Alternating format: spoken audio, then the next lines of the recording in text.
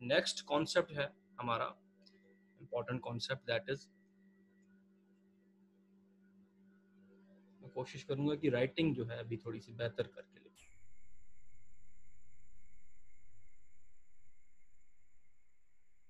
Imperialism का concept. देखिए, imperialism वैसे तो पुराना कॉन्सेप्ट है, लेकिन इसकी रिलेवेंस आज भी ग्लोबल पॉलिटिक्स में या करंट अफेयर्स में है। ये एक इंपीरियलिज्म एक ग्लोबल कॉन्सेप्ट है, हिस्टोरिक कॉन्सेप्ट है, इकोनॉमिक कॉन्सेप्ट है, पॉलिटिकल कॉन्सेप्ट है, एक कल्चरल कॉन्सेप्ट है या एक फिनोमिना है जो मल्टीपल डायमेंशंस इससे नजर आती हैं। ये एक हिस्टोरिकल फिनोमिना है, इकोनॉमिक फिनोमिना है, पॉलिटिकल फिनोमिना है, कल्चरल फिनोमिना है। आज की दुनिया इस कॉन्सेप्ट को, इंपीरियलिज्म के कॉन्सेप्ट को हेट करती है। पास्ट में ये एक कॉमन प्रैक्टिस थी, इंपीरियलिज्म, लेकिन हम इसे आज क्यों समझ रहे हैं? Why today? आज इसकी क्या रिलेवेंस है? आपने बहुत बार सुना होगा कि इंपीरियल लेगेसी, लेगेसी कहते हैं कि किसी की कोई इनहेरिटेंस में कोई चीज हमें मिले। ये जो इंपीरियल लेगेसीज हैं वो करंट ग्लोबल पॉलिटिक्स को इन्फ्लुएंस करती है। कोई कंट्री अगर कॉलोनी रह चुका है तो आज की दुनिया में वो किस तरह से डेवलप कर रहा है, उसकी डेवलपमेंट पे उसकी इंपीरियल लेगेसी का एक बड़ा इम्पैक्ट होगा। फॉर एग्जांपल, पाकिस्तान और इंडिया पास्ट में कॉलोनी रह चुके हैं, हमारे इंपीरियल मास्टर कोई और थे, तो हम कहीं पे अगर ये जुमला लिखा हुआ देखें कि imperial legacy is impeding the development of India and Pakistan, तो ये गलत नहीं होगा। तो ये तो हमने देख लिया कि इंपीरियलिज्म एक फिनोमिना है, रिलेवेंस है उसकी आज की दुनिया में। लेकिन इंपीरियलिज्म है क्या, और ये किस तरह से ग्लोबल पॉलिटिक्स को, करंट अफेयर्स को, कंट्रीज के बिहेवियर को इन्फ्लुएंस करता है?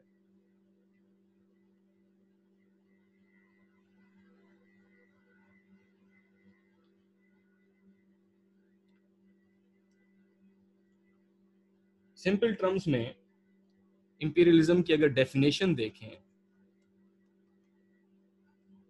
इसका मतलब होता है, इस फिनोमेना का मतलब होता है कि जब एक कंट्री अपनी अथॉरिटी को एक्सटेंड करे किसी new territory, that is imperialism. For example, UK या ग्रेट ब्रिटेन जिस वक्त में था, वो अपनी अथॉरिटी को एक्सटेंड कर रहा था आज के इंडिया में, आज के पाकिस्तान के रीजन में। तो ये फिनोमेना जो है, that was imperialism, extending of authority by a country over another territory. और ये अथॉरिटी जो है एक्सटेंड करना डायरेक्ट भी होता था, इनडायरेक्ट भी होता था। जब डायरेक्ट अथॉरिटी एक्सटेंड करनी होती थी तो कॉलोनी बना लेता था कंट्री किसी को।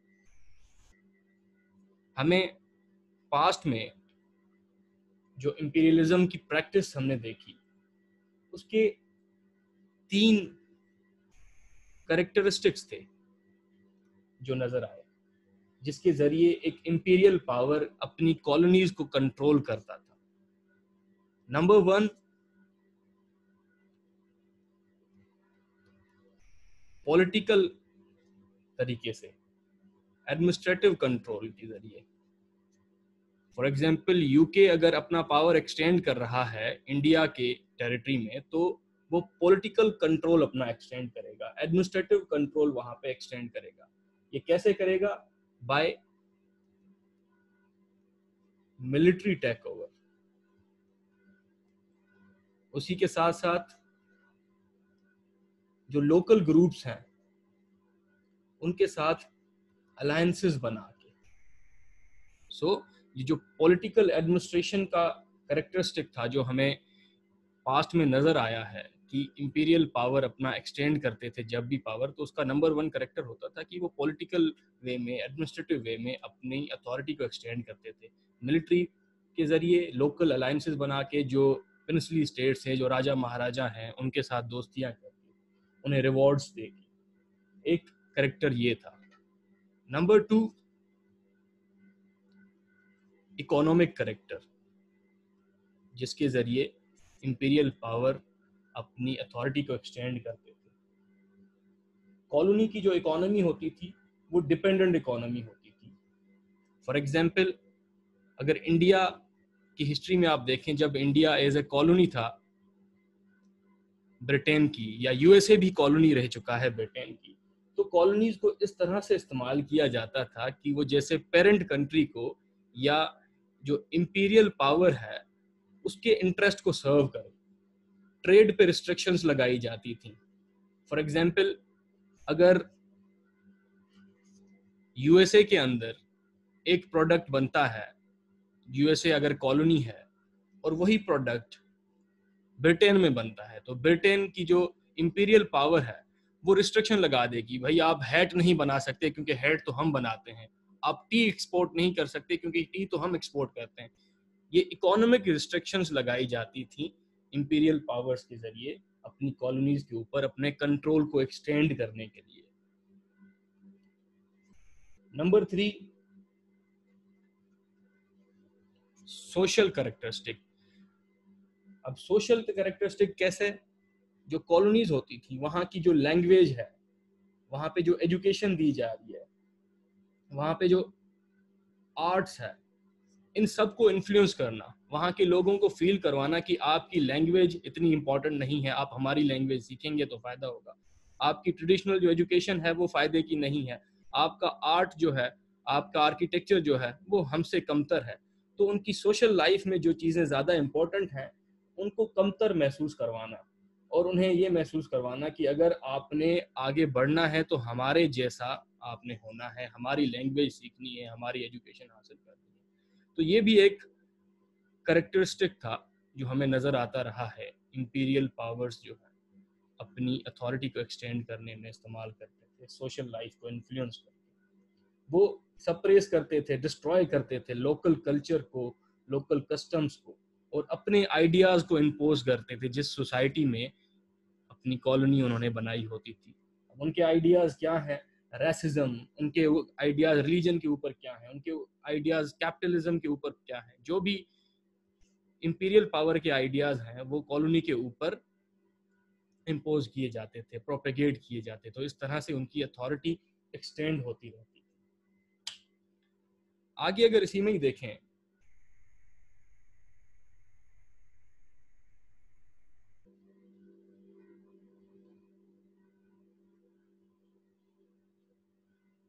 इंपीरियल लेगेसी की बात होती है। ये इंपीरियल लेगेसी क्या है? बेसिकली इनहेरिटेंस को कहते हैं। जो भी कंट्रीज कॉलोनी रह चुके हैं, किसी इंपीरियल पावर के कंट्रोल में रह चुके हैं, वो जब आज़ाद हुए या उनका जो पोस्ट कॉलोनियल इरा है, वहाँ पे उन्होंने जो चैलेंजेस फेस किए, पॉलिटिकल चैलेंजेस जो कंट्रीज वो फेस कर रहे हैं, इकोनॉमिक चैलेंजेस जो वो कंट्रीज फेस कर रहे हैं, सोशल चैलेंजेस, वो मेनली किसी न किसी हद तक उनके इंपीरियल पास्ट से कनेक्टेड हैं।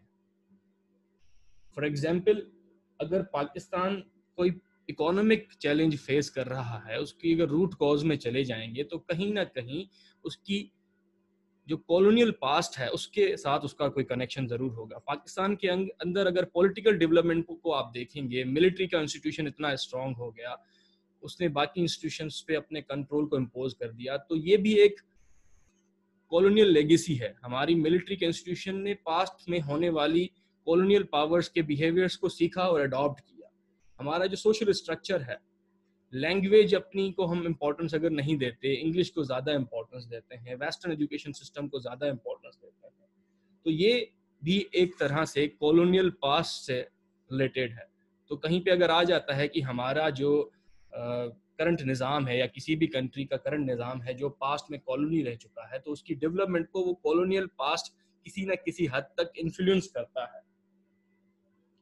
और आज का एक न्यू कॉन्सेप्ट होता है जो आज के दौर में बहुत ज्यादा डिस्कस होता है, that is neo liberalism, neo imperialism, sorry.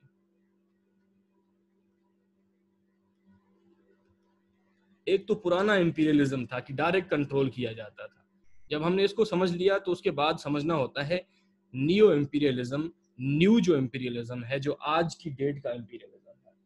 इसमें भी एक कंट्री दूसरे कंट्री को कंट्रोल करता है, लेकिन ये कंट्रोल डायरेक्ट नहीं है। स्टिल हम कहते हैं कि इंपीरियलिज्म इज अ रियलिटी, आज तक वो एग्जिस्ट करता है, लेकिन जैसे पहले होता था कि डायरेक्ट जाके कंट्री ए कंट्री बी को ऑक्यूपाई करेगा, वो आज की डेट में नहीं है, लेकिन इनडायरेक्ट तरीके से इन्फ्लुएंस किया जा रहा है। अब इनडायरेक्ट या नियो इंपीरियलिज्म क्या है? That is using structures. आज की दुनिया में जो इंटरनेशनल सिस्टम है उसमें जो स्ट्रक्चर्स हैं उनको यूज किया जाता है एक कंट्री जो पावरफुल है दूसरे कंट्री को कंट्रोल करने के लिए। अब स्ट्रक्चर्स ये क्या है? इंटरनेशनल जो फाइनेंशियल इंस्टीट्यूट्स हैं, जैसे world bank, IMF, Asian Asian development bank, ये सारे जो इदारे हैं इंटरनेशनल फाइनेंशियल इंस्टीट्यूट्स, इनको यूज करके कुछ कंट्री अपना पॉलिटिकल पावर एक्सटेंड कर रहे होते हैं। दूसरा, एमएनसीज, मल्टीनेशनल कंपनीज के जरिए, ये पेरेंट कंट्री में होती हैं कंपनी, किसी और कंट्री में जाके काम करती हैं, वहां से रेवेन्यू जनरेट होता है, वापस अपने होम कंट्री में लेके आती हैं। इकोनॉमिक एक्सप्लॉयटेशन आप इसको काउंट कर सकते हैं। उसके अलावा ये जो पूरा कॉन्सेप्ट है लिबरल फ्री मार्केट इकोनॉमी का, ये भी कुछ लोग जो ग्लोबल पॉलिटिक्स के स्कॉलर्स हैं वो ये मानते हैं कि वो भी एक डिवाइस की तरह, एक टूल की तरह इस्तेमाल हो रहा है इंपीरियलिज्म को एक्सटेंड करने के लिए। अब ये इंपीरियलिज्म पुराने दौर वाला इंपीरियलिज्म नहीं है, ये नया इंपीरियलिज्म है, दैट इज नियो इंपीरियलिज्म, आज भी जो एग्जिस्ट कर रहा है। आगे देखें इसी कॉन्सेप्ट को, इंपीरियलिज्म कंटिन्यू है।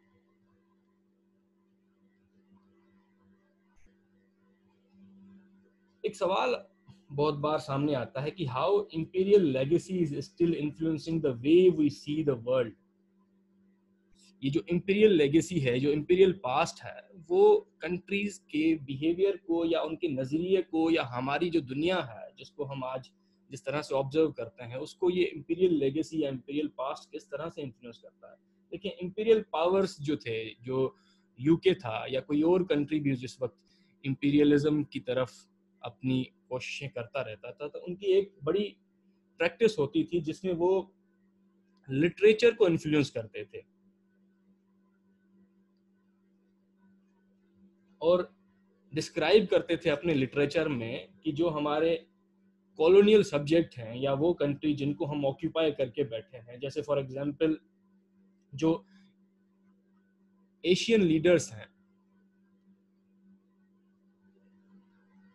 उनको ये अपने लिटरेचर में वीक करके दिखाते थे। अब वीक कैसे ये दिखाते थे कि भाई एशिया के जो लीडर्स हैं वो, उनका जो लुक है वो औरतों की तरह है, फेमिनाइन है उनका करेक्टर, वो जेवर पहनते हैं, वो इमोशनल हैं, अनप्रिडिक्टेबल हैं, वो ज्यादा रेशनल नहीं है, ज्यादा डिसिप्लिन नहीं है, वो रूल करने के लिए काबिल नहीं है। तो वहाँ के लोगों को जैसे इंफीरियोरिटी कॉम्प्लेक्स फील हो कि भाई हम शायद इनसे, ब्रिटिशर्स से या अपने कॉलोनियल मास्टर्स से कम है बहुत सी चीज़ों में, वो हमसे ज़्यादा स्मार्ट हैं, वो हमसे ज़्यादा एफिशिएंट हैं, उसीलिए हम पे रूल कर रहे हैं। तो ये लिटरेचर के ज़रिए लोगों के दिमाग में ये बात डालते थे। एज ए रिजल्ट क्या होता था,